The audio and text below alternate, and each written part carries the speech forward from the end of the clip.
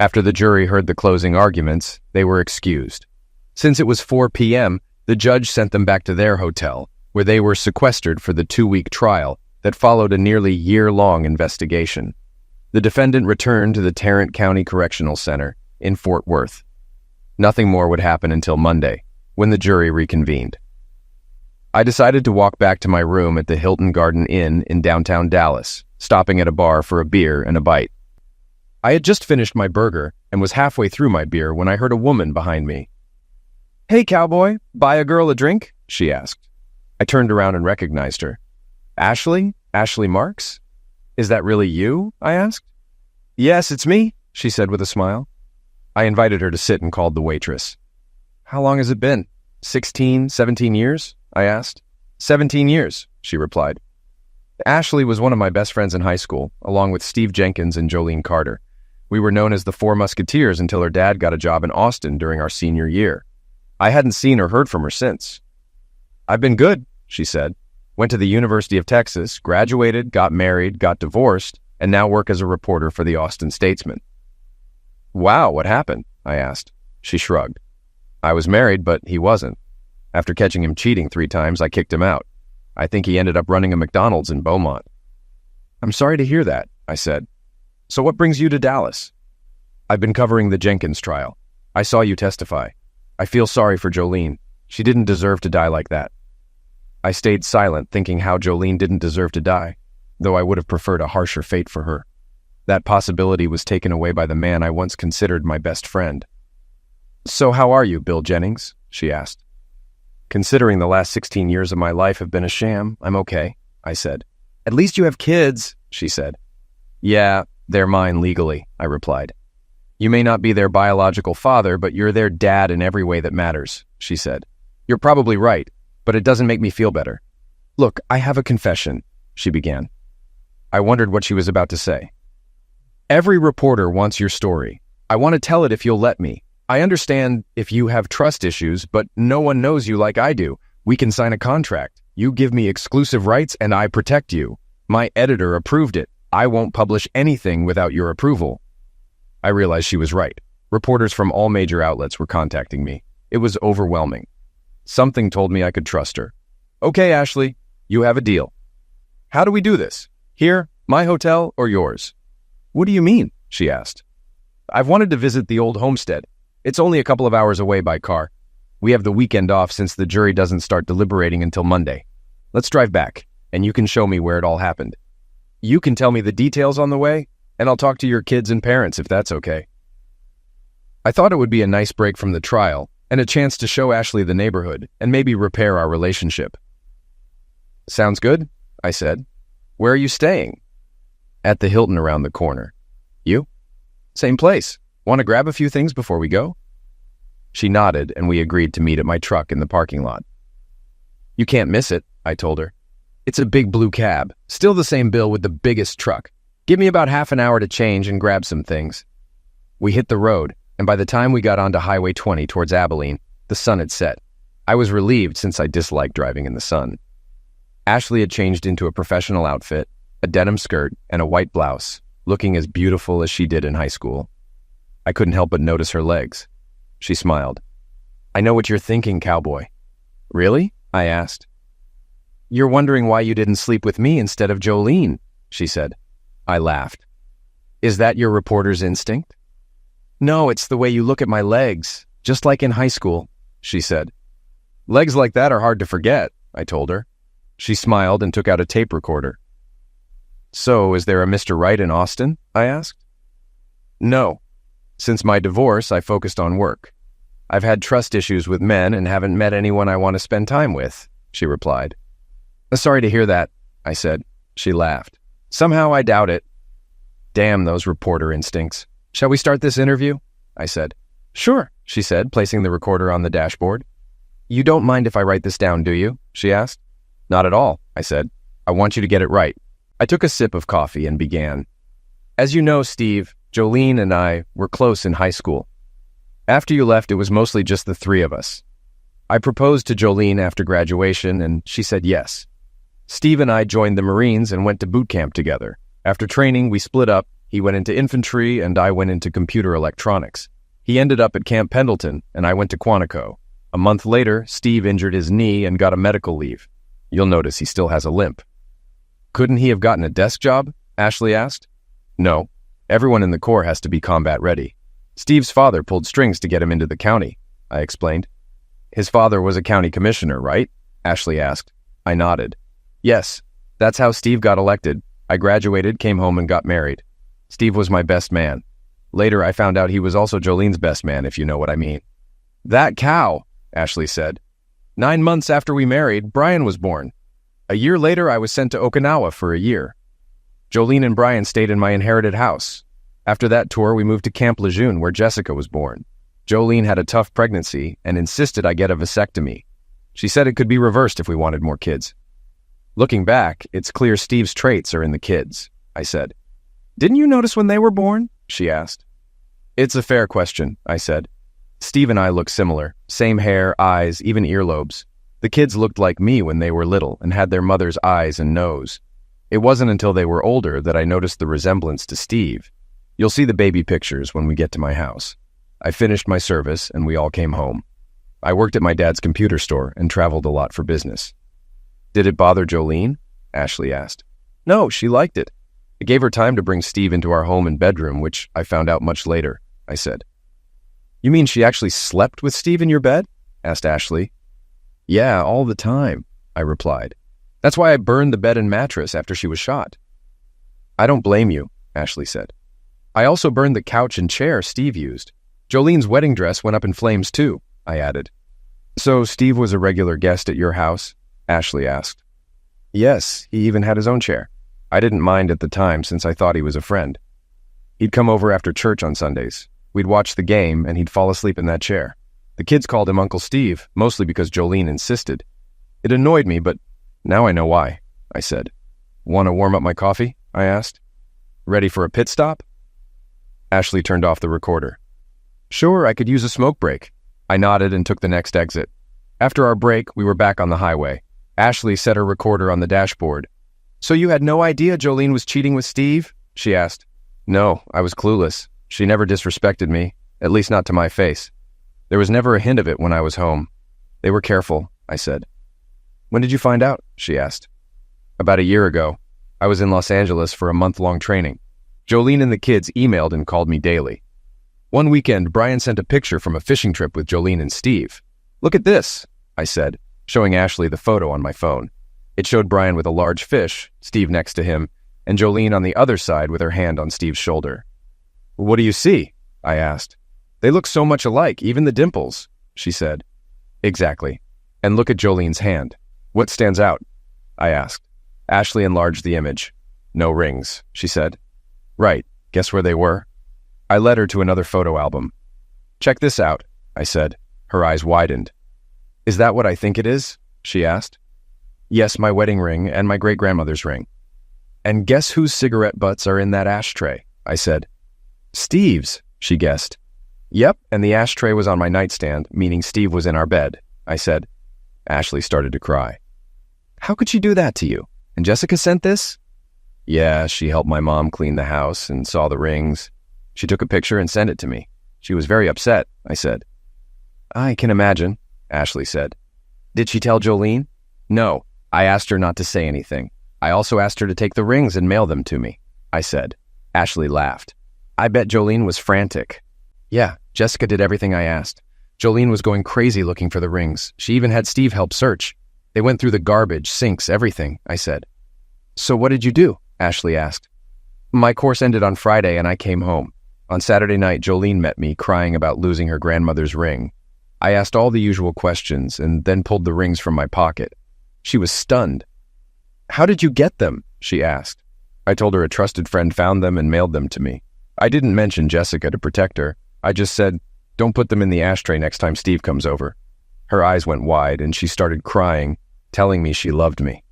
I'm sorry, I said, seeing Ashley's reaction. I didn't mean to swear. That's all right, she said. I've heard and said much worse. So what did you do then? I knew it was over between us then. I didn't have solid evidence of the cheating, just suspicions. I decided to investigate. First, I wanted DNA tests to see if the kids were mine. I bought surveillance equipment, motion-activated cameras, audio recorders, and bugged our cell phones. Everything recorded on my home server and backed up to the cloud. I installed it all when she went shopping. The DNA test was easy. One of our clients in Dallas is a lab that does this testing. I took samples from the kids and myself, asking them not to tell their mother. When Steve came over that Sunday, he fell asleep in his usual chair, making it easy to swab his cheek. A week later, the lab mailed the results to the store. 99.9% probability Steve was the father of both kids, meaning this had been going on for at least 16 years. "And you had no idea?" asked Ashley. "No clue. She never gave me a reason to doubt her. Our bed life was normal. But a week after installing the equipment, I got the first video evidence. I was in Oklahoma City for a couple of days, and the kids were at my parents'. Jolene was alone and called Steve over. That night, I logged into my server and saw them in our bed. Worse than seeing them together was hearing what they said," I said. "What did they say?" asked Ashley. "Hold on," I said. "I need to focus on this road. It's dark, no lights, no guardrails, and near where Steve's pill-dealing buddies operated. Most are arrested now, but I stay cautious." I turned on the high beam, the light bar on the cab, the police scanner, and CB radio.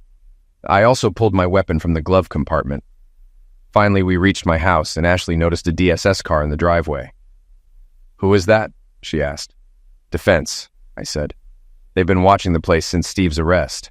Some of his buddies tried to burn it down, but we stopped them. I have round-the-clock security now.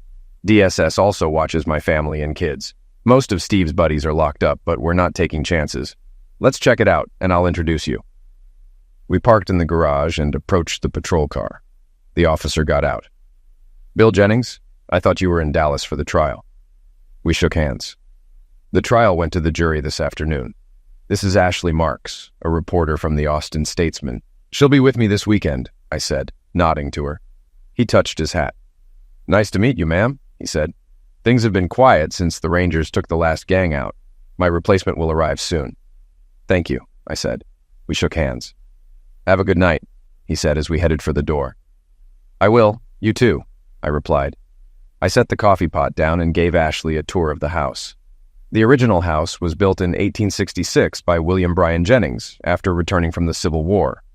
It has been expanded, remodeled, and modernized many times, but still has traces of the original structure. Now it has 5 bedrooms, a 3-car garage, and a covered porch. There are bedrooms for the 2 kids, a master bedroom, a room converted for Jolene's sewing, and a playroom TV room for the kids. I suggested Ashley take the master bedroom since it had a bathroom, and I'd sleep on the futon in my den. Ashley refused. "Nonsense," she said. "The bed is big enough for both of us, and we're adults." That threw me off balance, but I agreed. She smiled and led me downstairs. "You have a story to tell, so let's get to it," she said. "Let me call the kids first," I said. I called my parents' house, talked to my dad, and then the kids.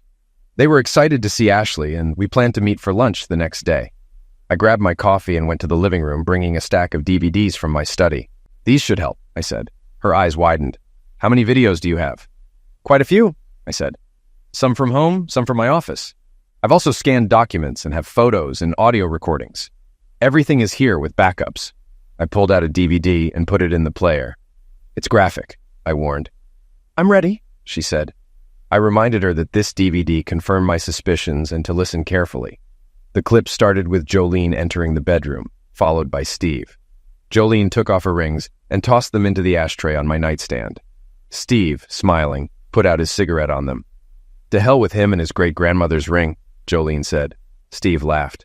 Ashley grimaced, tears in her eyes.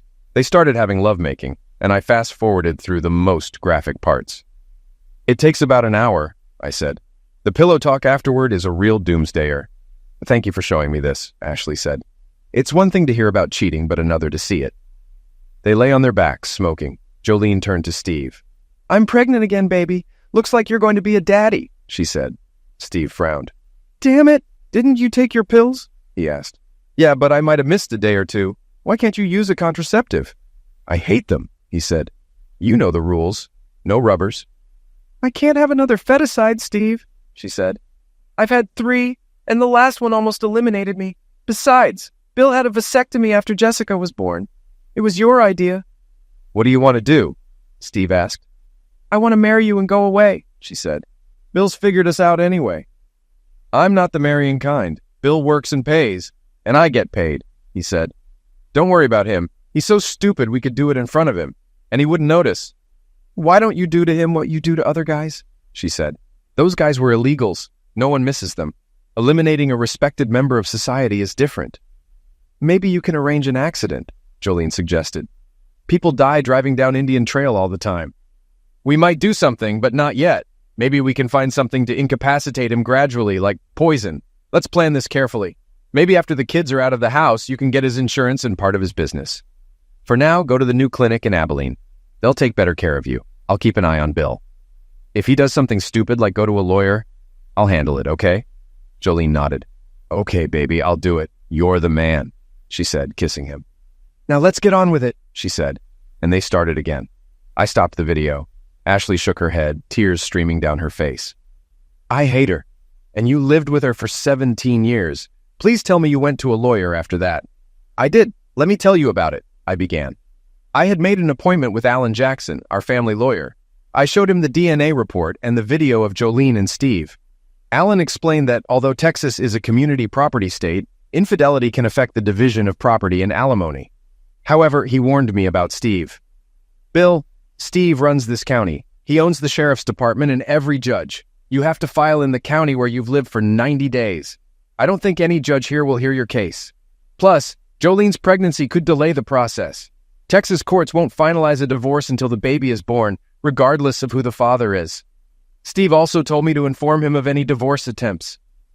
Are you saying Steve ordered you to break attorney-client privilege? I asked. Alan nodded. I'm afraid so, Bill. I don't want to end up in a shallow grave on Indian Trail. I'm sorry, but I have no choice. I guess I don't have a choice either. You're fired. I need all our files now, I said. I anticipated that. The files are ready, he said, pointing to 2 boxes by the door. He handed me a note. Thanks, he said, realizing I gave him an out. I'm sorry, Bill. Can't you stay with Jolene for the kids? Could you be betrayed for 17 years? I asked. I don't think so, he admitted. Let me help you with the files. We walked to my truck. Call the people on that list. The authorities are very interested in Steve's actions. Steve is keeping tabs on you again. I'm sorry. Maybe we can work things out after this is over. I shook his hand. Thank you, Alan. We'll be in touch. I returned to my office, thinking over Alan's words. I wasn't worried about firing him because my father would support my decision. I was more concerned about Steve. I called the numbers Alan gave me and made appointments with a high-ranking family law attorney, a state's attorney, and a senior Texas Ranger officer, all in Dallas. I told my dad I fired Alan, and he was fine with it. Why did you do that? My father asked. I explained what Alan had told me and showed him the DNA and video evidence. His tone changed. Oh, crap, he said. I suspected Steve was trouble, but not this bad. Get the kids out of the house. There's no telling what they'll do. I agreed, but wondered what excuse to use. My father had a plan. When are your appointments in Dallas? He asked. Tomorrow, I replied. Tell Jolene you're going to Phoenix for a survey and might be gone for a few days. I'll come home with you and have the kids packed to stay with us. Hopefully that will keep them safe, he said. Are you going to tell the kids? I have to, Dad. They deserve to know the truth. I won't badmouth their mom, but they need to know. Okay, son, your mom and I will support you, he said. I called Brian and explained that he and Jessica would be staying with their grandparents starting today. What's going on, Dad? He asked. I'll tell you later. Just make sure you and your sister are home right after school. Grandpa will pick you up. Okay, Dad, love you. Love you too, son. A few minutes later, my secretary called. Bill, Steve Jenkins is here to see you. I pulled my weapon out, placed it on the desk, turned on the VCR to record the meeting, and told my father Steve was here. Steve walked in like he owned the place and immediately saw the pistol. Not a bad piece. Didn't know computer geeks use weapons, he said. What do you want, Steve? I asked. Straight to the point. I know you saw Alan Jackson today. So what? I asked. If you're thinking of divorcing Jolene, forget it. I won't let you drag me through court. Why, Steve? I thought we were friends. How long has this been going on? Since prom night. Jolene and I started then and kept it up whenever you were away. Even on your wedding day, I was with her, he said. You were my best man, I said, and hers. 9 months later, Brian was born. When you went to Okinawa, we were together almost every night. Jolene had infanticide 6 months later. It was my idea for her to make you get a vasectomy. We didn't want her to have your kids. We've been doing this for years, using your insurance for feticides. You couldn't just leave it alone. Now that you know, I'll come by anytime I want. You'll do as I say, or I'll make sure something happens to the kids."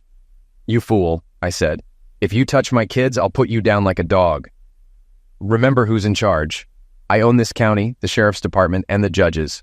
I own you. Play along and you'll be all right. Step out of line and it's over for you and the kids."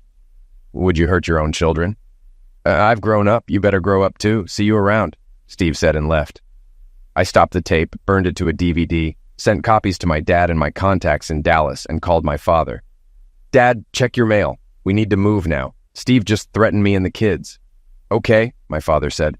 "I'll make the call. Call Brian to pick up Jess and come to my house. Let the school know. I'll meet you at the house. It's time to evict your wife."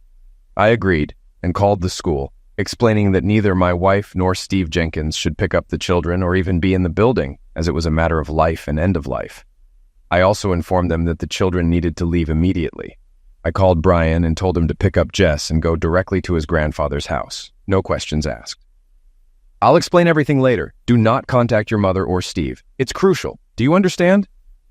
"Yeah, Dad, I got it. What's going on?" he asked. "No time to explain now. Just do as I say, okay?" "Okay, Dad," he said. I grabbed my weapon and the DVD, left the office, and got in my truck. I knew my dad would be on his way, so I didn't wait. 15 minutes later, I arrived at home. Jolene's car was there, but Steve's truck wasn't. I entered the house, hand on my holstered pistol. Jolene was coming down the stairs. "Bill, you're home early," she said. "Did something happen?" "Is Steve here?" I asked. "Why would Steve be here?" she replied. "You know why? Maybe for an afternoon hookup or to plan my homicide," I said. Jolene's eyes widened. "Oh my God, I'm so sorry." "Watch this," I said. I put the DVD in the player and pressed play. Jolene watched Steve's confession and threat. "Bill, it's not what you think. We can work things out," she said. "Are you kidding me? You conspired with Steve to betray me, deny me children, and eliminate me. Now get your things and leave my house." I took her left hand, removed my grandmother's ring, and gave her my ring. "Eat it, cow," I growled. "Bill, please don't do this. I'm so sorry," she cried. "You're a sorry excuse for a wife. Now get out." I threw her purse at her, and she rushed to the door. I followed her outside to her car. "Where will I go?" she asked, crying. "Stop crying. Go to Steve. Your mother's or hell. I don't care." Just then, 2 cars pulled into the driveway, my dad's truck and Steve's. Jolene stopped crying and smirked. "Now we'll see who has to go," she said.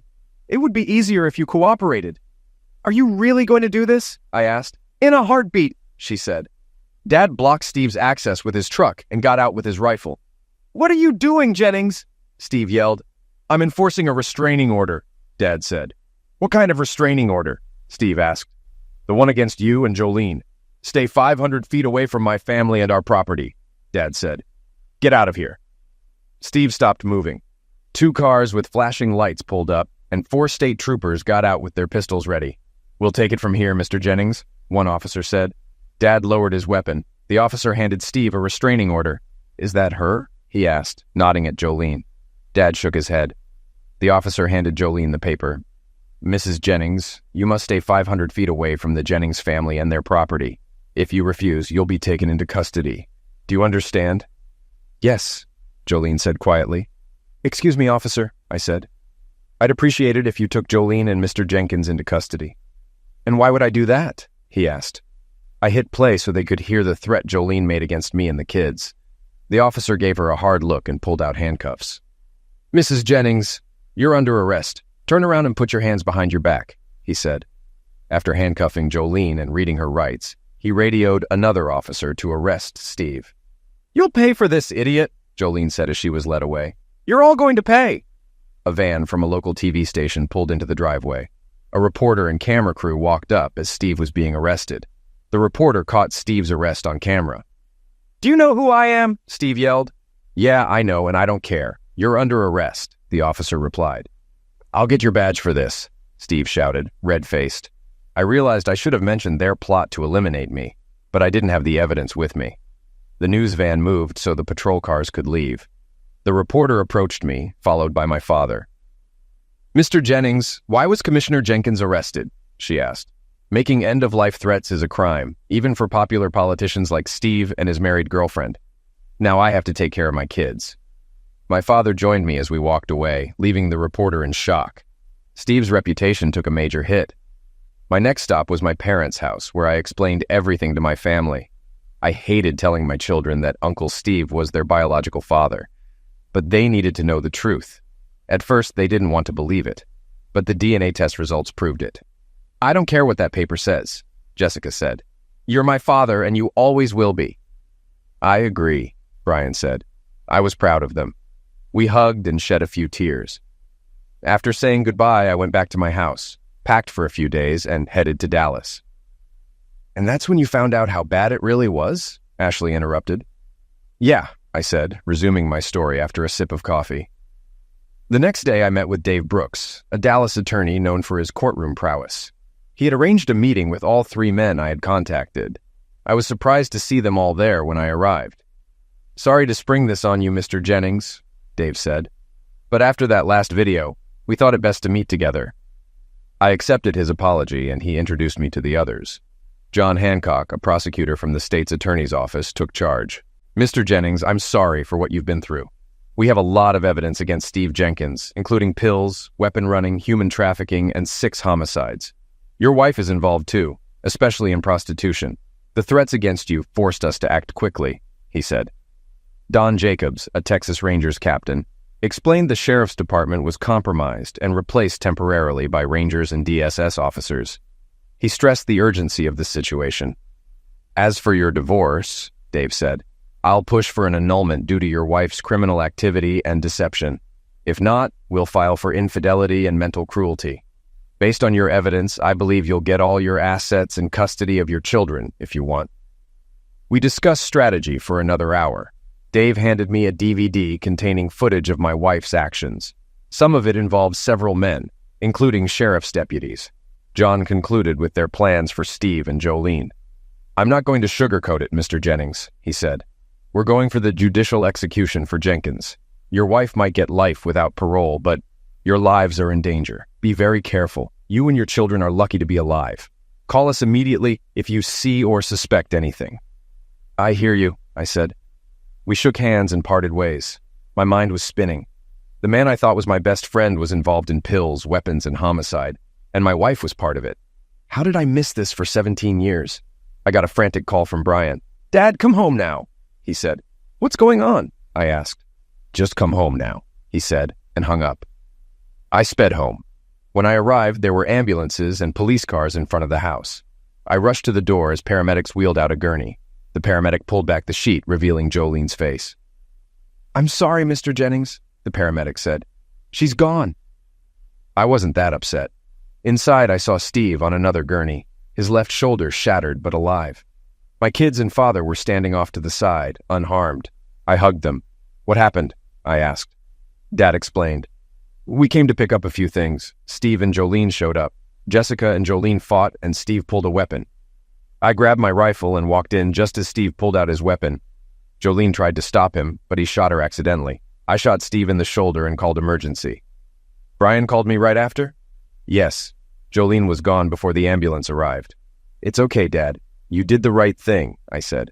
I remembered the security system was running and checked the footage. I showed it to an officer and made a copy. "Do you have that video?" Ashley asked. "Yes," I said, pulling a disc from the stack. I put it in the DVD player. The video showed Jolene and Steve entering the house, followed by Jessica. "What are you doing here?" she asked. "You should be in jail." "We bailed out," Jolene said. "You're coming with us." "I'm not going anywhere with you," Jessica said. "Leave now." Jolene grabbed Jessica's wrist. "You're coming with us," Jolene insisted. Jessica pulled away. "No way, I hate you," she yelled.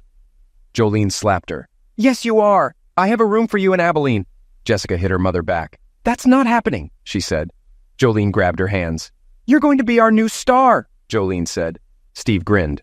"The boys will like you," he said. Jessica realized what they intended and struggled harder, breaking free. "I'm not going, and you can't make me. Get away from me," she said. Steve pulled a weapon. "It's over for you and your brother," he said. Jolene tried to reason with him, and Jessica screamed for her grandfather. "Wait, Steve. We agreed not to do it here. Let's take them to the Indian Trail. You know the place," she said. Steve shook his head. No, he said. Put the weapon down before there's an accident. We'll deal with them, but not here, she insisted. They struggled. A fire shot rang out, followed by a louder one. I stopped the DVD. That's when Brian called me, he said. You know the rest. Ashley wiped her tears as I stood up. I'm done for the day, I said.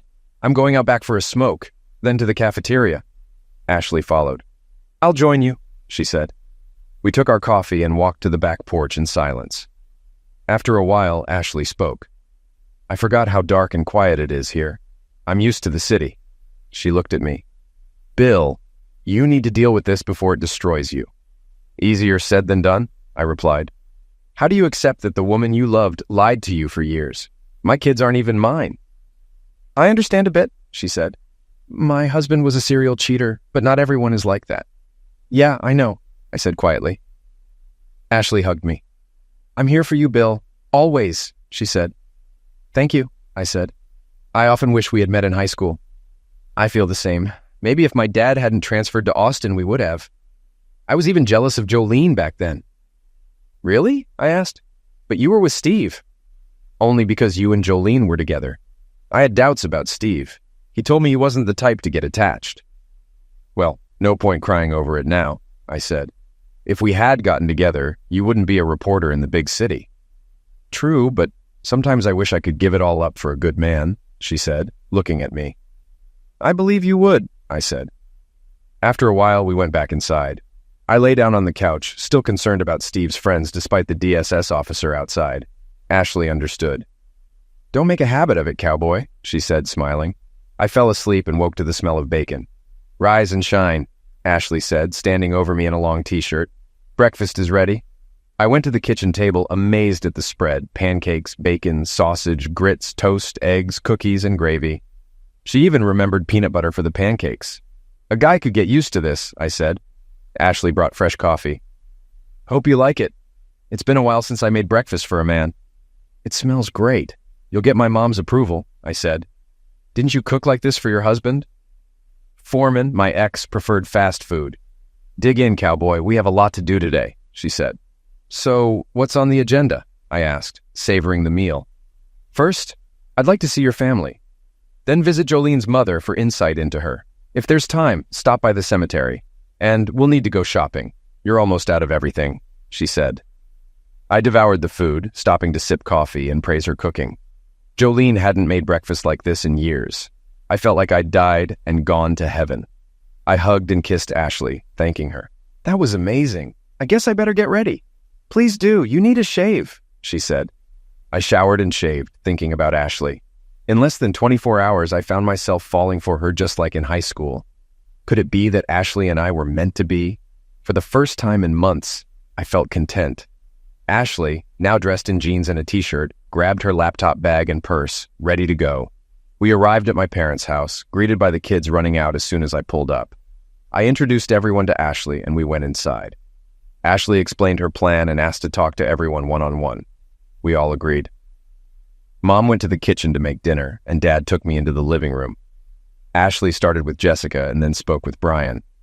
Dad and I waited, chatting about hunting, fishing, and soccer, avoiding topics related to Jolene and Steve. A couple of hours later, Ashley asked to speak with my dad. I took the kids outside to play soccer. After about an hour, she finished with both parents and joined us outside until lunch was ready. The kids bonded with Ashley, and she enjoyed spending time with us. We played soccer until Mom called us for lunch. I felt like I had a happy family again. After lunch, we said our goodbyes. Jessica hugged me before I left. Daddy, if you don't ask her to marry you, I'll kick your back, she whispered. I promised to think about it. How did the interviews go? I asked Ashley as we left. They went well, she said. I know you have trust issues, so let me explain. I interviewed everyone privately to get independent confirmation. It's not that I don't believe you, but I wanted them to speak freely. I appreciated her explanation. I understand, Ashley. You're being professional. Did you learn anything new? Yes. Jessica said Steve has been making advances toward her for a while. That son of a cow, I said. Your family loves you very much. They had suspicions about Jolene but didn't want to interfere. If they had known specifics, they would have spoken up, she said. What else did you find out? I asked.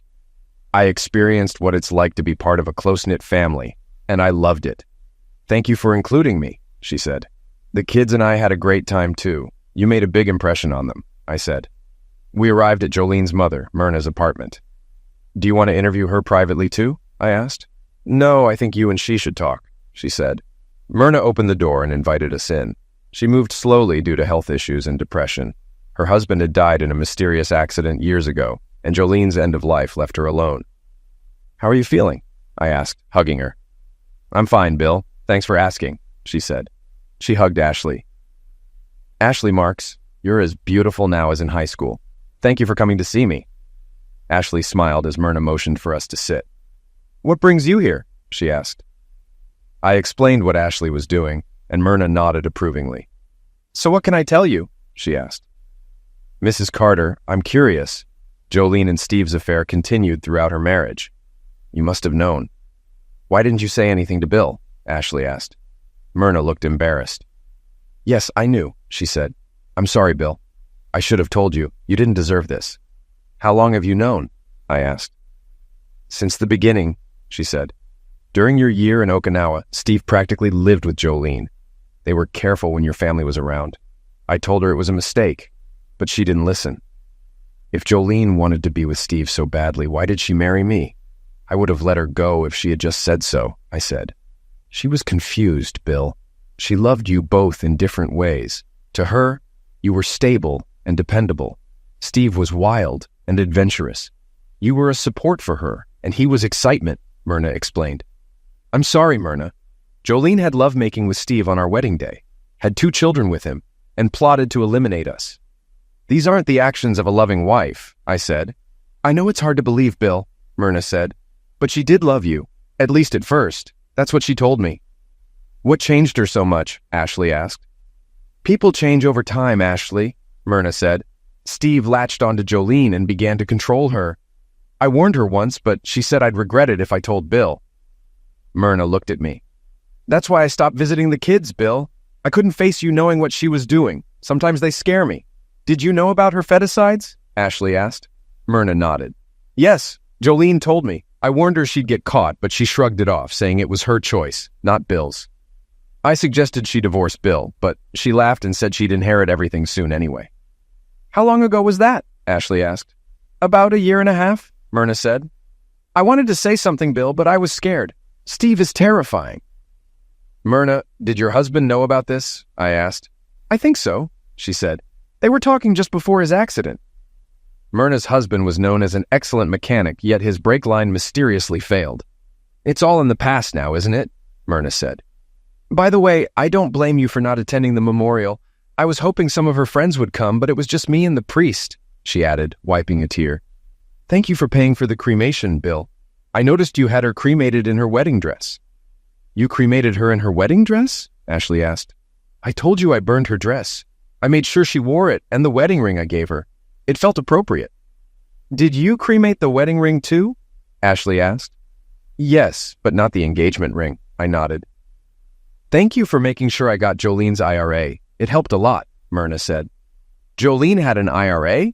Ashley asked. Yes, when she was shot, it had $350,000. She also had $200,000 in a savings account I didn't know about. I put it in a trust for the kids' college, I said. Interesting, Ashley said, taking notes. She turned to Myrna. Is there anything else you can add? No, I think you know everything now, Myrna said. I'm sorry about how things turned out, Bill. I put my arm around her. It's okay, Myrna. Feel free to visit the kids anytime. They'd love to see you. She thanked me, hugged Ashley, and said goodbye. Don't be strangers, okay? We promised to stay in touch, and left. You cremated her in her wedding dress and ring? Ashley asked as we got into the truck. It felt right at the time, I said. Ashley took notes as we drove to the cemetery. We reached the columbarium where Jolene's ashes were kept. The granite plaque read Jolene Carter with her birth and end-of-life years. Nothing more. At least you treated her remains with dignity, Ashley said. Mostly for Myrna's sake. If it were up to me, I'd flush her ashes down the toilet. Interesting you used her maiden name, she added. She didn't value our family and life, so I didn't burden her with our name and end of life. They wanted me to write loving wife and mother on the plaque. I figured cheating strumpet or lying cow wouldn't fly, so I kept it simple. Ashley took her pictures and then placed her hand on my chest. There's still a lot of anger in you, isn't there? Tell me, Bill, did you ever mourn her? The truth was no. I hadn't shed a tear since she was shot. Her lies, cheating, and threats against the kids destroyed my feelings for her. Part of me was ashamed, and it brought tears to my eyes. Damn it, I didn't want to cry in front of Ashley. I turned away, but she made me face her. You need to get it out of your head, Bill, before it eats you up, Ashley said. Let it go, and you can move on. What kind of life is this, Ashley? I asked. Everything I thought I had was a lie. Tears rolled down my cheeks. Ashley hugged me tightly, kissing my face occasionally. That's what happened? I sobbed uncontrollably. Ashley held me until I calmed down. I wiped a tear from her cheek. She was my friend too. Remember the four of us?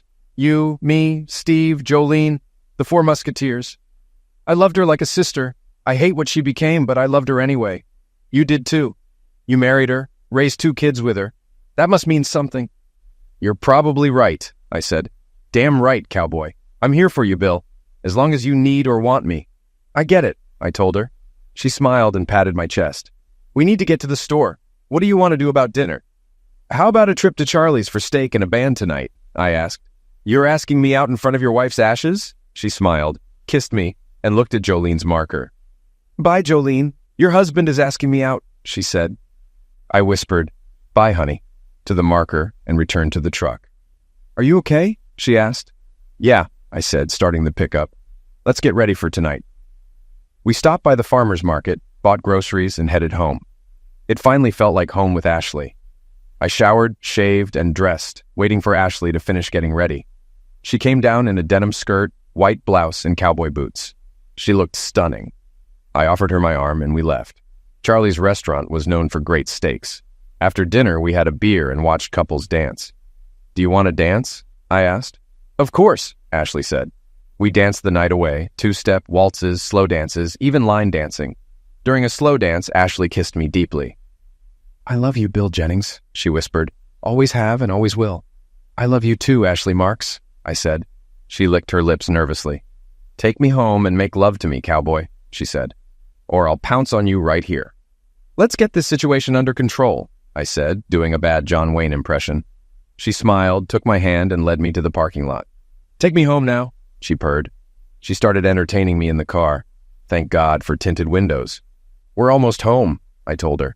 Good, she whispered.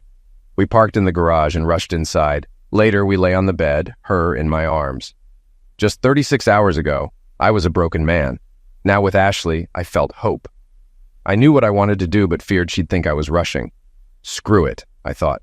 Full speed ahead. A penny for your thoughts, she said, looking up at me. I don't want it to ever end, I told her. Me neither, she said. What do you propose to do about it? Her reporter instincts again, I thought. I opened the nightstand drawer and pulled out a small box holding my great-grandmother's engagement ring. I'd had it cleaned after taking it from Jolene.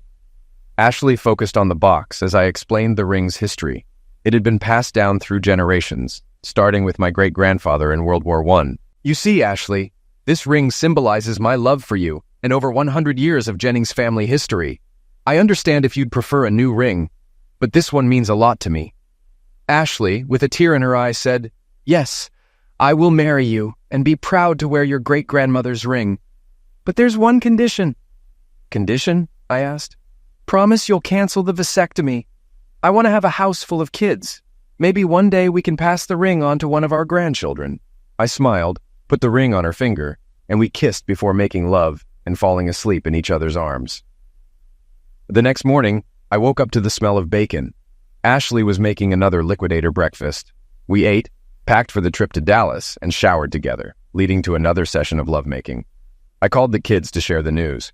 Woo-hoo! Brian shouted when I told them we were getting married. Jessica was just as happy. Good for you, Daddy, she said. You've got a real winner. Congratulations, my dad said. Welcome to the family, Ashley. Thank you, Mr. Jennings, she said. Call me Dad, he laughed. Okay, Dad, Ashley said. I'm so excited for you two, my mom said. Have you set a date? Not yet, Ashley said. I have things to finish in Austin first, but it will be soon. Brian, I think it would be great if you and Jessica visited your Grandma Carter occasionally. She misses you. Okay, Dad, Brian said. We said our goodbyes and loaded into the truck. Something Ashley said to my mom stuck in my head. "What are your plans? Long-distance relationships don't always work out," I said. "Did you know Jake Carson is retiring as editor-in-chief of the Daily Record?" she asked. "I didn't," I said. "I sent my resume last week before we met, and they want to talk to me about the job. He won't retire for 3 months, and I need 2 months to finalize things at the Statesman." "What if you don't get the job?" I asked. "I'll quit my job and live with someone I know here," she teased. No one else is interested in the job, and the board wants a woman with my experience. I have ideas to improve circulation. "Sounds like you've got it figured out," I said. "I like to be prepared," she said. "No matter what happens, I'll support you 100%. She wrapped her arms around my neck. "That's why I love you so much," she said. "If I stayed at the Statesman, they could send me anywhere, anytime. I was tired of living in hotels. The paycheck might not go up, and it might even go down. But living in one place with you is worth it. If I don't get the job, I'll write online, freelance, or maybe write a book. I'd rather spend all my time in bed with you. That's the plan I like best," I told her. "Let's go outside." After closing up the house, I picked some flowers from the front garden. "Mind if we make a stop?" I asked. "Oh, do you have a girlfriend hiding somewhere?" she teased. "You know better," I said. Her question still bugged me, though. "You're right, I'm sorry," she said. "We both got burned, so it's a sore subject." "I was thinking about what you said at the cemetery. It's time to put it behind us," I said. "Good for you," she replied. We pulled into the cemetery and walked to Jolene's ashes. I placed the flowers in a vase. "By the way, Jolene, Ashley and I are getting married. Thought you'd like to know?" I said. Ashley added, "And if the kids are okay with it, I plan to adopt them." We said our goodbyes and walked back to the truck. "Do you really want to adopt the kids?" I asked. "Hell yeah," Ashley said. "They deserve a mother they can trust. Are you okay with that?" "Of course," I said. Marrying Ashley felt right for all of us. Jessica needed a strong, loving mother as a teenager. We drove back to Dallas mostly in silence, with Ashley working on her story. When we arrived at the hotel, she suggested, "Why don't you move into my room? The paper's paying for mine until this is over." "At least let me pay part of the bill," I said. "You can pay for our dates," she replied. I checked out of my room and moved in with Ashley. That night we went out for steak, danced, and enjoyed another night of passion. The next morning we got to the courthouse early. The jurors began deliberations right away. Ashley did her job as a reporter, taking testimony and talking to observers. By 1:30, the jury had reached a verdict. Steve sat emotionless as the jury entered. "We have, Your Honor," the foreman said, handing the verdict to the bailiff. The judge read it and asked if the verdict was unanimous. It was.